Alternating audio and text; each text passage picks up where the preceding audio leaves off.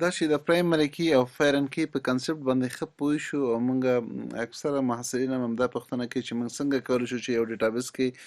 پرایمري کی خو به وټاکو خو چې فارن کی موږ بل ټیبل ته څنګه ریفرنس کړو یا څنګه فارن کی وټاکو. نو موږ د دې لپاره مجبور یو چې یو نوی ډیټابیس جوړ کړو. نوی ډیټابیس به جوړ کړو او عملاً به دلته موږ کار وکړو چې څنګه موږ کولی شو ډیټابیس ته به راشو. موږ سره ډیټابیس شته دی، نوی ډیټابیس به واخلو او دې ته به یو نوم ورکړو، فرض وکړئ کمپنۍ په نوم باندې. کمپنۍ په نوم باندې موږ نوی ډیټابیس جوړو. موږ سره ډیټابیس جوړ شو خو ډیټابیس فعلا لپاره خالی دی، ټیبل هېڅ شی پکې نشته. د اسکیل برخې ته به یې راشو، دلته به موږ د دې چې کوم مربوطه کوډ دی هغه اسکیل کوډ دی به موږ دلته پیسټ کړو. کوډ لږ زیات دی، زه غواړم چې تاسو ته ورو ورو په دې باندې راشم او لږ لږ تشریح ورکړم چې څنګه کولی شو موږ دغه کوډ رن کړو. اول سر کې که تاسو وګورئ دلته ښکاري موږ یو ټیبل جوړ کړی،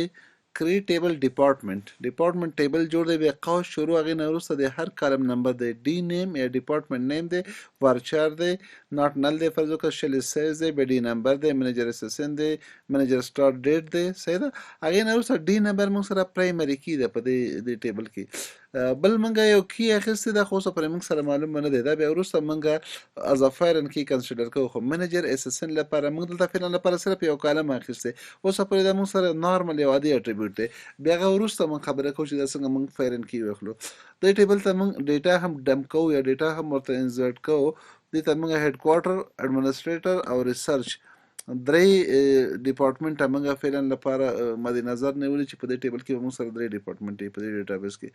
دویم ټیبل موږ د ډیپندنټ جوړو چې هغه څوک په چا باندې تکیه کوي. هغې لپاره ای اس اس ان یا هغه د امپلوي چې کوم سیریل نمبر دی هغه موږ یو کالم اخیستی، ډیپندنټ نیم دی، د دې سیکس یا د دې هغه د جنسیت دی، برث ډیټ دی، ریلیشنشپ دی. صحیح ده. او دې کې کی چې کوم دی ای اس اس ان موږ اخیستی دی هغه چې امپلوي ټیبل نه به راځي. سمه ده. وروسته موږ دې ته هم یو څه ناڅه ډیټا انسرټ کړی دی. همداسې موږ سره ټیبل ډپارټمنټ لوکیشن دی، که سوچ موږ ملټیپل ویلیوډ اخیستی، ملټي ویلیوډ اټریبیوټ مو اخیستی و، هغې لپاره موږ ځان ته ټیبل جوړو. همداسې یو څه ډیټا دې ته هم راغلی چې په کومو ښارونو کې به زموږ دغه پروجیکټ وي. هغې نه وروسته امپلوي ټیبل دی چې په دې کې د دې څه خپله پرایمري کی هم شته دی او د ډپارټمنټ چې کوم نمبر دی هغه هم بیا وروسته موږ دې ته راوړو. خو د دې پرایمري کی موږ سره فعلا لپاره اس اس ان ده او یو بله کی چې بیا ظافیرن کی به موږ راځي ډپارټمنټ نمبر دی. فعلا لپاره دا موږ سره نورمال اټریبیوټ دی او دې ته مو هم ډیټا انسرټ کړې ده، ځینې کسان موږ ورته انټري کړې ده. همداسې پروجیکټ لپاره ټیبل جوړو، هغې ته ډیټا انسرټ کوو، بیا کوډ یې وګورئ تقریبا ټول سیم دی. ورکس آن لپاره موږ وایو چې کوم کس به په کومې پروژې څومره وخت لپاره کار کوي. ټیبل مو جوړ کړی، هغې نه وروسته مو هغې ته ډیټا هم انسرټ کړې ده. وروسته راځو زمونږ اصلي خبره دلته ده چې موږ وروسته ټیبل کله جوړ کړه بیا هغې نه وروسته موږ دا ټیبل الټر کوو یا چینج کوو. که داسې ونه کړو بیا موږ په اول ځل نه یې که جوړ کړو بیا ډیټا انټري پکې مشکل ده، ځکه په یو ټیبل کې یو څه ډیټا پرایمري کې وي، په بل ټیبل کې فارن کې وي. بیا مخکې له دې نه چې پرایمري کې ټیبل کې موږ انټري نه وي کړې، موږ فارن کې ټیبل کې که انټري کوو موږ ته به ایرر راکړي، هلته به انټري نه کېږي. په ځینو حالاتو کې د یو ټیبل یو پرایمري کی هغه ټیبل ته اچول شوي او د هغه ټیبل بل الیمنټ هغه پرایمري کی راغلی په دې کې فارن کی، بیا په یو ټیبل کې هم موږ په کاپي او پیسټ باندې انټري نشو کولی. نو په لحاظه ښه خبره دا ده چې دا ټیبل موږ جوړ کړو، اوس فعلا مو ټیبل جوړې کړې وې، د فارن کی لپاره هم ځای پکې پرېښی و. خو اصل خبره دا ده چې هلته موږ سره نورمال اټریبیوټ دي. اوس کله چې موږ ورته ډیټا انټري کوو په اخري کې موږ چې دا ټیبل ماته الټر کړه، کوم ټیبل دا ټیبل چې کوم ډپارټمنټ دی راته تغییر پکې راوله، الټر معنی څه تغییر پکې راوله. اډ کنسټرینټ په دې کې یو بل دغه کنسټرینټ یا رول په دې باندې راوله څه لپاره منیجر اسسن اف کی یا فارن کی دا به ما سره څه وي، دا ما سره فارن کی وي. په دې ټیبل کې به نوم ام جی آر اس اس ان وی یا منیجر اس اس ان دا ریفرنس دی له کوم ټیبل نه، په امپلوي ټیبل کې الته د دې کالم نوم اس اس ان او په دې کې ټیبل کې به دلته نوم ام جی آر اس اس ان د منیجر اس اس ان. څه معنا اوس ما سره په دې ټیبل کې چې کوم په ډپارټمنټ ټیبل کې دی او د امپلوي ټیبل نه زه اس اس ان راوړم، هلته خو پرایمري کې وي خو دلته به فارن کې وي، مهاجره کې به وي. همداسې راځم بل ټیبل ته، لاندې تاسو وګورئ ډیپندنټ چې کوم ټیبل دی هغې ته هم زه یو کنسټنټ اډ کوم.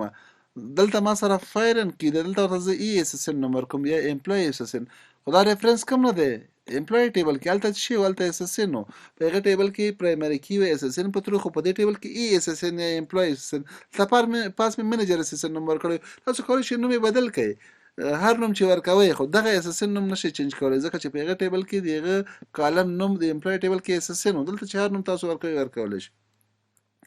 هغې نه لاندې راځو ډپارټمنټ لوکیشن دا ټیبل هم ماته الټر کړه دا هم چینج کړه په دې کې مې یو کنسټرنټ اډ کړه فایر اینډ کی کنسټرنټ اډ کړه دلته ته ډي نمبر نوم ورکړه خو دا په ډپارټمنټ کې هلته هم ډي نمبر و ډپارټمنټ کې هم ډي نمبر او په ډپارټمنټ لوکیشن کې هم ډي نمبر ورکړه مشکل نه دی که موږ یو نوم هم ورکړو خو دا له کوم ځای نه راغلی دا له ډپارټمنټ ټیبل نه راغلی دی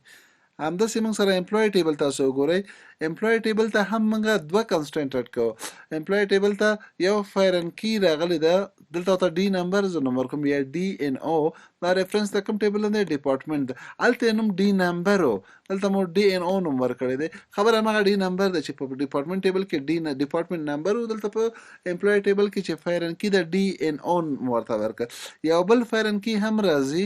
هغه دلته زه سوپر اس اس نوم ورکوم هلته په امپلوي ټیبل کې اس اس نو دا هغه ریکرسیو چې کوم هغه چې همدې ټیبل نه پرایمري کی راغلی او په همدې ټیبل کې بیرته از فایر اینډ کی انتخاب شوی ریکرسیو ده نو موږ دغه ټول هغه مو راواخیستل یو دوه درې نور هم دي تر اخره پورې او موږ به چې زه اوس لاړ شم ماته دغه ټیبل جوړ کړم نو زما ډیټابیس جوړ شو اوس لپاره زما ډیټابیس جوړ شو دلته به راشو کمپنی ډیټابیس ته کمپنی کې تاسو وګورئ زموږ ډیټابیس کمپنی زموږ ډیټابیس راته ښکاري ډپارټمنټ جوړ شو ډیپنډنټ جوړ شو ډپارټمنټ لوکیشن امپلای وغیره زمونږ ډیټابیس جوړ شو هیله ده چې تاسو د فایر اینډ کی کنسپټ باندې پوه شوي اوسئ